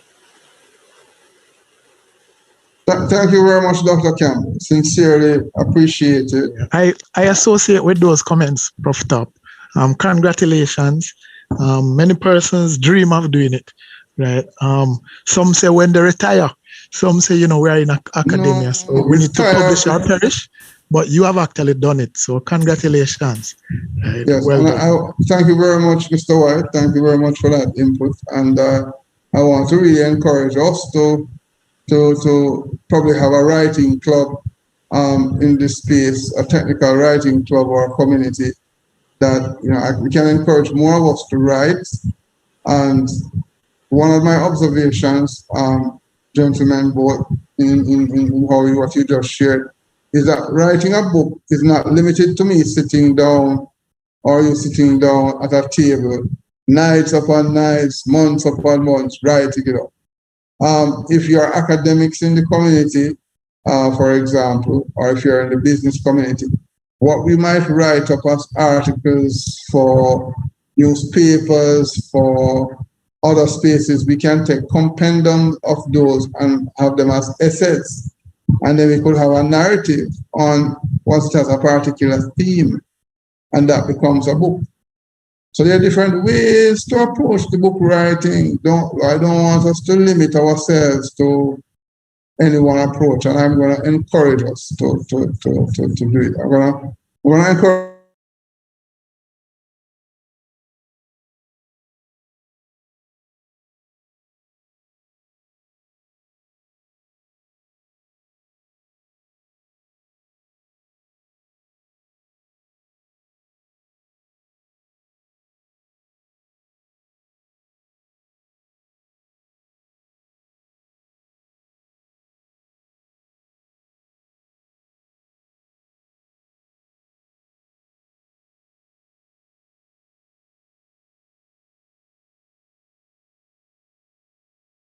The recording has stopped.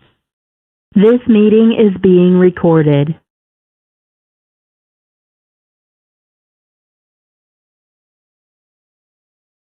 Is everyone still hearing me?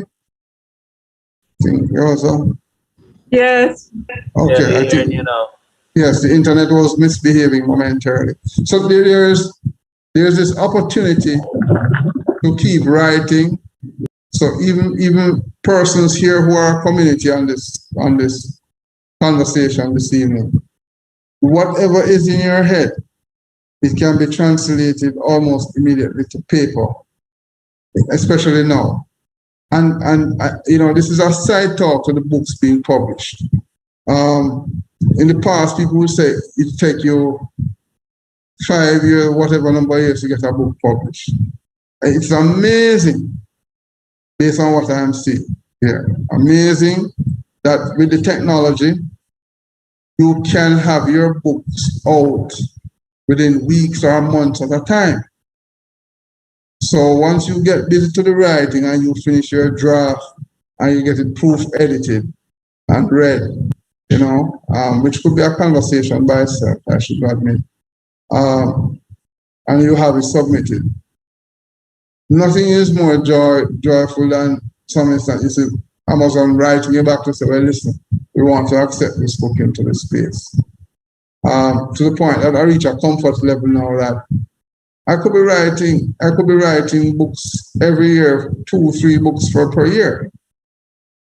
And And it decimates the market because I'm from academia, all right, and there's a general public here. People will say that books have to go through 2-3 years of review before they get published. Those days are done. No writer anymore, fiction, non-fiction, as well as now academic writers are spending any more time waiting on the traditional publishing houses to get their books out. We can go to Amazon, right, for example, and there are other publishing houses that are going fully online now and having a quicker turnaround time with the publication, which is why Jeff Bezos has done so well. You have to give him credit. He's displacing the entire academic community, because when the academic community traditionally publishes, anyway, still has to go to Amazon to get the books out there. Otherwise, nobody is going to see it. So why not just skip the line and go get your work done anyway and let Amazon do the peer review publishing for us? So there's nothing, again, about waiting until any retirement. You mean, unless you're going to spell retire for me, R-E-T-Y-R-E, spells tire, where you're putting on a new tire to get some of your work published. So I encourage lecturers, friends, family, once you have from an idea, you can publish a vision book as well as a book on full experiments, a book on perspectives, a book on case expositions. And once you're getting them peer reviewed inside of Amazon, you just create a whole world. And many people don't know that Amazon peer reviews the books, You do not get a book published. You cannot get the book out there unless Amazon submits it through review. So I don't even explain that part in the context of this presentation to you. They send something to Amazon, you think Amazon just accept it and publish it? They send it through screen reviews, plagiarism reviews, check similarity scores, etc., come back to you with comments on things they want checked or removed, etc., asking for clarification. I love that system because I can stay in my living room, I can stay at my home, and whatever I'm saying to you, just in case some of us did not know this, we should. That ivory tower of a wall of publishing has gone. It has disappeared. In other words, if you are publishing as a self-published author with scholarly work in some of your self-published efforts, because it's sometimes a compendium of published work based on scholarly academic papers, and you're putting it into a narrative that another community or the more general community can understand. So these are the walls that are tearing down, and I should share with you as a community that, when I contact my colleagues around the world who write books, and I ask them for advice about how they write books and so on, they make sure to tell me, don't spend all your time, but I will not call the name of those publishing houses, just for the protection of their names. Don't spend your time going to all these publishing houses to get your books out. It will cost you thousands of US dollars, or it could cost, in Jamaican or Caribbean terms, millions of dollars. If you're already publishing work in conferences and journals, traditionally in the academic route, probably keep that going. But always remember that you can now take a compendium of those works and formulate your books. I've been reading books by other authors. That's what they do. They take the compendium of work and put it out there. Otherwise, if you go through those same persons who peer review the conference papers and the journal articles, and then ask them to publish the books for you, they're going to charge you an arm and a leg for the books. And in addition to charging an arm and a leg, when it's now time to post it on Amazon for marketing, Amazon will go into a deal and say they will have to charge the book at $300. And then you won't get students, you won't get the public or anybody being able to read what you have written. It will never be read in many instances. So these are some learning points that I have discovered over the years. But everything is now better as it relates to publishing. Every colleague in the community. So in other words, this year I'll be aiming to get 1 or another 2 books out. That is my aim, right? It's a desire, and it's not a desire to meet a criteria within the space of work, but it's just a personal criteria to let the community know about some other areas that affects their ecosystem and so on. And I'm encouraging everybody to write a part of the narrative. Let us all be a part of the Caribbean narrative of writing. And that is my take on that. But I welcome any more comments on that. So those 2 points just resonate with me about the writing. So thank you both for your comments. And I'm encouraging some of you to write with me. For those, I extend a note here to Lieutenant Sterling. And because some of us have some very good backgrounds on some very good things, on some very important topics, some very important conversations. We can write neutrally and it don't affect us in our employment. Once we're writing about building up the state of play that everybody benefits, nobody's going to touch you with your writing. Nobody should. Writing on topics that don't affect other persons. So I'm encouraging us. To do so. I'll take up Major Sterling on that.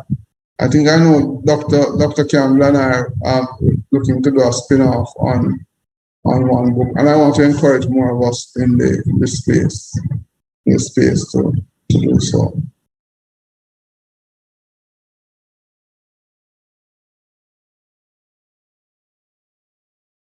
Jerry George from the ICT Association in St.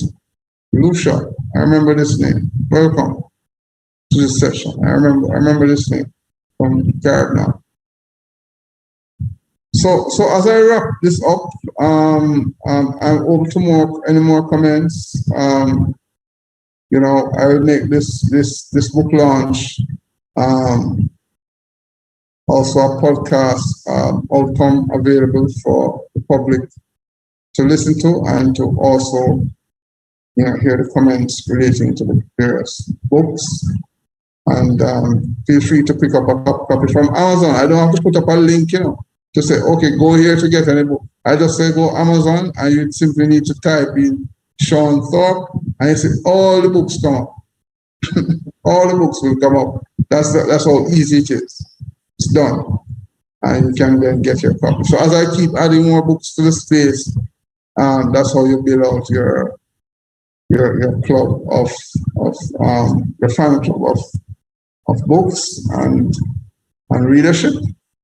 And I do hope you appreciate the differences in what we are contributing to these books. And I don't think I'm even scratching the surface yet of what is it that the community can be benefiting from as it relates to the published outcomes here. But I'm encouraging us all to see how well we can work together to write the Caribbean narrative. Nobody is writing the Caribbean narrative. If you don't remember what I said today, that's one of the most important things. Nobody is going to come to this Caribbean region and write our narrative. Absolutely no one. Absolutely no one. So those who are in the diaspora need to help write it because they are also Caribbean. And those of us who are here in the Caribbean need to also write it because it is ours. Nobody else is going to write it for us. So if there are important things going on in Nigeria right now, in your neck of the woods, as the ICT Association president, the world needs to hear about it because sometimes it might just be the next opportunity that can convert a space or transform a space. So we all need to be writing about it. And it might be useful. So here this piece now. I was saying it at home recently. People laughing at me at home about it. We can build a book club. We can build, as you build up, there's none for the Caribbean audience. I mean, you know, building out one for the region and in this community that we are in can be done. And it's easy to just go on and build it out and build it with traction. We're not here trying to compete with Oprah Winfrey or you know, some of those big players of books. I'm sure in building out organically your books and what they mean as value, in time, if you're in the long game, it will be seen. The right people will see it as well. And as more people read what you have to say, the more traction it gets. But I'm thinking about we can just simulate a book club and communicate on the ideas for where these books can be going. I'm encouraging students to actually write and publish in the book club. I'm also encouraging in the university systems and college systems that elements of capstone projects and thesis can be converted to a book with any new additions of work, that is. And the students and the professors can also benefit from, you know, making a contribution to the space. You know, there's so many methods. You know, at University of Waterloo, I have observed that method, that students and professors can write their own books. Yeah, write their own books.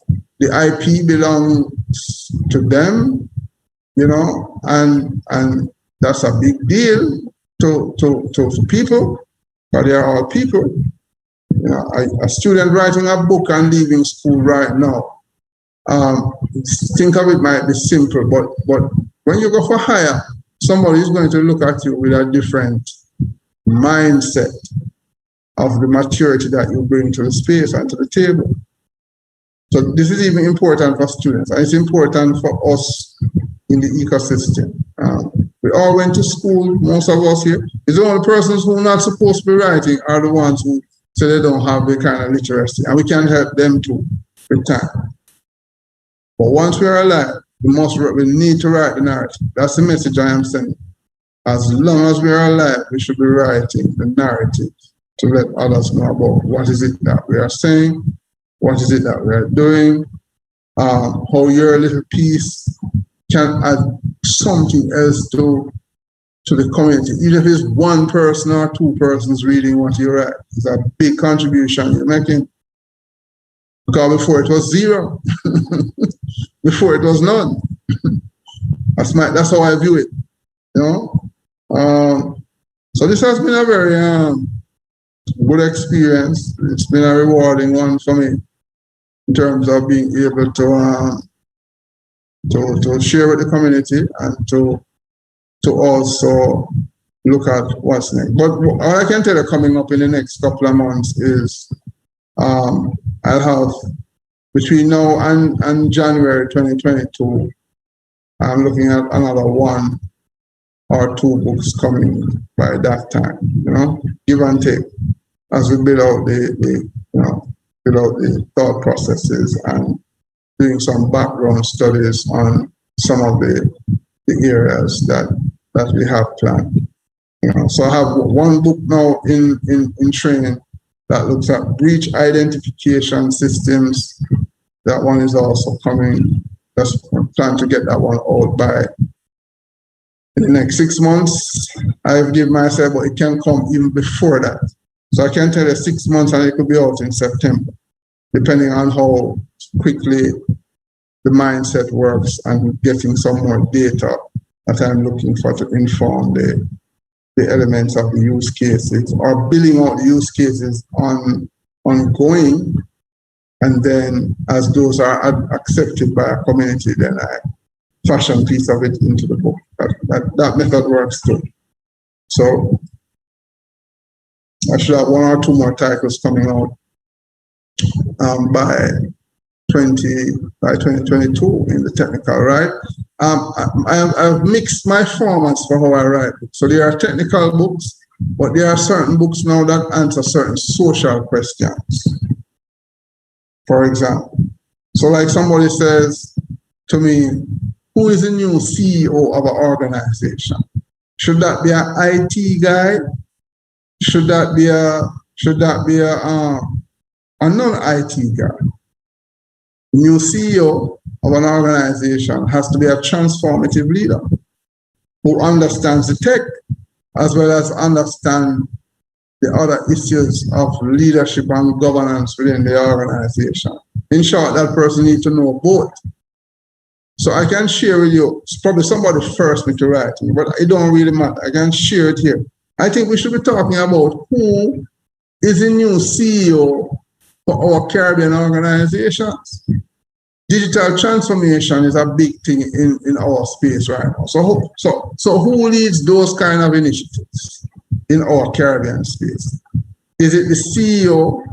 Somebody said the other day, I think, on one of the thought leadership forums, Dr. Campbell and company, that CEO might be analog. And in computing terms, analog really is very dated. It's an old approach. And this was said by somebody who is not in computing. And it thought occurred to me that the person is right. You're analog. But if you're digital, who is the new digital CEO? Who is a digital CEO? Those are book concepts I am tinkering with. Who is a digital CEO? That is something I think needs to be written in the Caribbean narrative. Probably it also needs to be written in the world narrative. I'll probably a little bit of search on it to see if this is already written. But anyway you take it, if there's already an argument about having digital CEOs or a CEO who understands digital transformation, what I can say for the Caribbean, that context will be different, because we're going to still have to have an explanation of how that person is going to have to adjust and work in our local context, in the Caribbean context. It's not the same as what happens in the US or in Europe and so on. We have different kind of resource constraints. We have different kind of personalities. So who is a digital CIO or CEO for the Caribbean? So the CEO may not necessarily need to be somebody different from a CIO, or the CIO needs to become, as the Chief Information Officer, needs to be the infusion point or inflection point of who is a CEO. These are some very interesting questions I have, and because I'm curious about what those things should mean, it is important then probably to start writing about it. And the ideas will come over time. I already have a couple of ideas probably already for 2-3 chapters. So that's the thing about writing a book based on a philosophy. You don't have to wait on getting the right signal. Signal might be right now while I'm talking to you that I should write the chapter tonight and put it down, and then I can say to myself the chapter was written. You understand what I'm saying? And get it out there. So there are some other book titles I'm looking at. So I'm thinking broad-based as well, things that impact our space. And that's why I'm thinking a book club might be important. So, you know, Ms. Messon, I'm seeing you here on the session with us as well. And, you know, I see Mr. Panto, I see Lieutenant, and I see Raj, I see Ronald Brown, I see Suzette, Latouche, and so on. So you could start a book club and we write on things that affect the space. And I don't really know all the answers to the writing solution, but, you know, do it in small bits. And a book, you know, by the way, a book through Amazon can be up to, it can be 50 pages. Ideally, it can be about 50 pages. It can be smaller, especially when you write the little comic books and so on. Because, you know, you have these little ones for kids and so on. So Amazon is very flexible with all the, but as we write, you write a little bit more heavy on who's a new CEO or with tech skills, or, you know, what's the landscape? What's the landscape for, you know, where talent should be in the next 5-10 years? And you want to write about that. You can get that out there. And companies are now saying they want to hear more from your writing. So I'll write a book and publish it sometimes I think it's just the book sales that I should be looking at, and that's incorrect.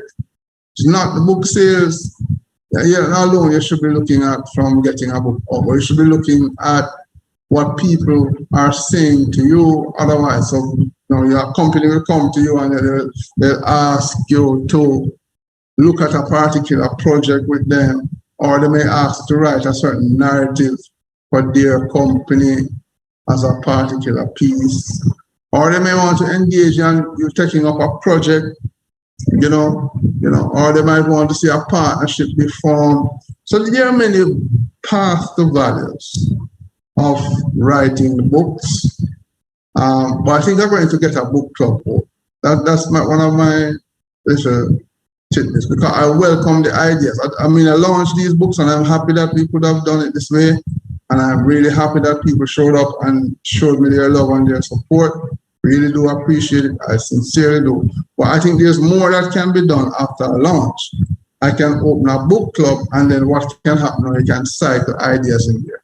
We know about the blog pages and all of these things as well. You can write your blogs and people come and, listen to your blog, read your blogs rather, and can come to your podcast and so on. But a book club, I've tinkered with the idea of making books audible as well.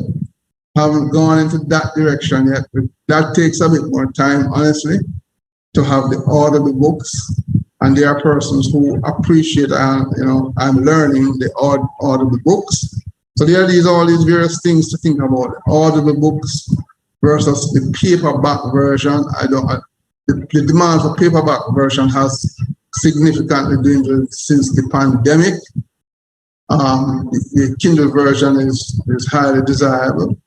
And then the audible book is a demand. I have some requests and orders now for audible books, but I haven't started converting the books into audible yet.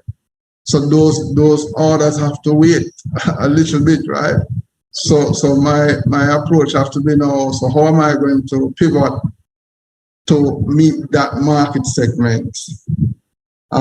It might mean I have to hire somebody to just read the books, or I have to sit down and figure out how I'm going to read the books so that people can appreciate the content in that way and based on those demands. But there's so many things we can do that honestly, I feel like it's a happy dilemma problem.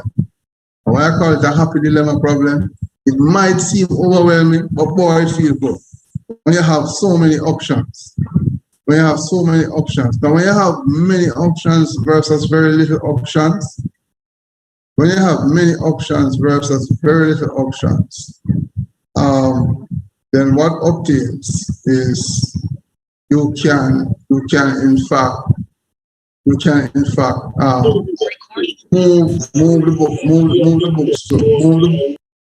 the books to where you want. So I'll move these books into probably the book club as well, as one of my options. And because there are new books to be coming, I'm opening myself to partnerships as we write. And it's good to be here and talk about the launch, but there's a process to everything, So some people don't see the process. So the issue is always trusting the process, going in the back end and doing the process. Process is start writing, even if it pains you. Start writing, even if the writing is not perfect and you do make errors and mistakes. Start writing. Once you start writing, that's the winner. You win already. You start writing. And then I'm thankful that I have those around me who will do a little reading, to give me a few thoughts as to what can be corrected. Outside of that, I extend my network to other persons to review, and those persons are kind. And at the same time, extend it to co-authorship as well. But people will invest time because they want others to benefit, and that's why books are becoming very useful. Very useful. So I think that is the essence of the approach that I want to share with many. And as David said, no, it's not a matter of retirement, David. No, retirement spelled with T-Y-R-E, with a tire. So by the time you get to T-I-R-E, you can have 50, 60 books out there. And that's what I always wonder why some persons have so many books out there. But what they treat the books as is a journey. They treat it as a journey. They don't really just sit down and wait on others to tell them when to write, what to write. And because you write too now, you should be happy. No, man, you just get started, man. None of the things God tells us to be doing is not funny. Put God into the mix of it. There's so much we should be doing. So much we should be doing. But you just have to pace yourself, and then He will bless the inspirations to keep coming. And you just write it. And sometimes information is video. So it's like what Lieutenant Sterling just said about threat intelligence. I used to think about it, but now he came and said it today. So God tell him to tell me that. So that book needs to be written in the context of our space. The context, and I make that distinction. I'm not trying to write a book about cybersecurity, AI. I can go on Amazon and find 1,000,001 of those books now, written by different authors, probably saying all the same thing. But I'm giving the book context to our perspective in the region. Once I give it context in the perspective, our region, based on these 4 books I shared with you today, those are us. The motivation is 10 times. And when you're writing, the thing about writing, you see, some of us here are already living experiences. So you live an experience. You live in the Caribbean, you're living an experience. So you can write about the experiences. That's called observation. And that can be a very powerful narrative that is untapped. So that is what I wanted to share with the community. And I'm quite happy I was able to share it with you. As a matter of fact, I'm actually motivated because I'm actually saying I'm going to open a book club, and I'm also taking cue of a few new books that can be engaged over the year ahead. So right now there's about 3 or 4 that should be written, but I'll pace myself to try and get 2, and then probably by next June I'll have the full 4. Or who I might surprise myself and surprise you, and we have 6. Depends on strength, energy, pacing, movements. Yeah, that is the step back I'm making. I just move on it like that. So, yeah, man, I'm encouraging you and I'm encouraging myself. So this has been a very new way of talking about books. It's usually a wine and dine greet session. We would have done this like on a campus setting. We come in and we play music and we talk about what's next. But we're in the middle of a pandemic, so we have adjusted. And this is just as good. We can always, I'll have a bottle of wine later this evening, still celebrating the occasion and moving on to the next initiative, the next set of initiative. And you are here to be a part of it with me because this is recorded, and you can always reflect. And I know I'll get here from some of you outside of this. I know I'll hear from some people when they listen to the recording, and they will probably have other ideas then. That has what reached me before. I wrote that book in 2019, and all know people still call me and talking about things that we should be doing, including government agencies and so on. So I'm happy for those kind of things. So when you launch books like this now, you may have some ideas, and you may say, Thorpe, I think, based on, your book launch review, for those 3-4 books that you shared today, I think this could be done. We could do a partnership here on this, try this. So I always welcome those things. Those things are very instructive to me. They're very instructive. Not just the book reviews that come at the end of Amazon or so on, but also the call, the email that I can get. People send me an email or WhatsApp, and or people go to my Facebook page. But this is information that I'm streaming, store back on the Facebook page, or I store it on my LinkedIn page, and then people will come to it and say, "Oh, this is what you're doing," and they just get an explosion of things that they would like to, and that informs me, that feeds me as a strategy to learn from others. So it's good that we could do this, and I think I'm running over the time now, to be fair to us. But I'm happy that we could spend the time. Local time, it is now, it's to 6 in the evening, colleagues.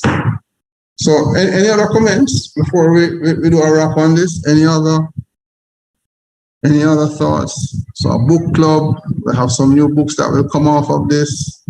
I'm always still reviewing the existing books though. So what the beauty about Amazon is that anytime I'm going to do an update or review of the books, if there's any errata, like typos and so on, that needs to still be removed or updated, it can be done. If it was missed or any other, if there was any proofing, that happens to books sometimes, So if there's anything like that in the errata, I'll take the admissions from Amazon through persons reading, and those are usually fixed in a limited edition review with Amazon once we're updating the edition of the book. So it's good going, good going. And thank you all for your kind words and comments today. And I look to see what comes out at the end of the post, at the end of this podcast as well. I'll note those comments and respond to them one by one. For all the persons I'm seeing here today, both in Zoom and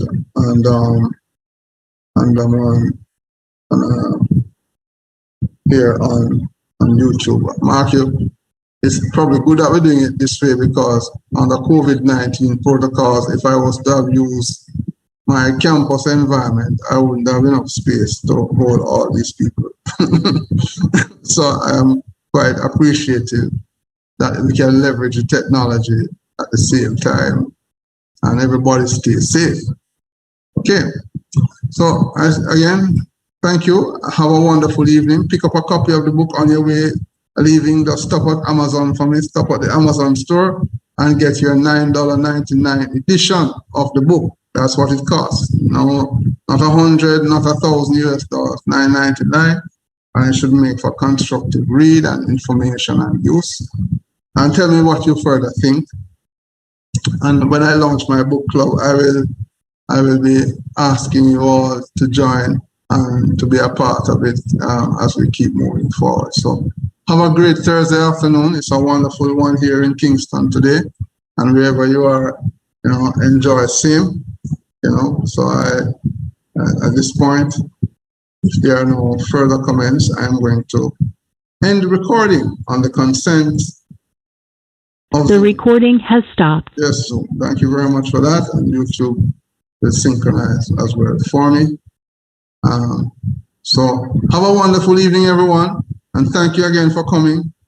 Have a wonderful one. You're welcome, Prof, and well done again. Congratulations, and as usual, for your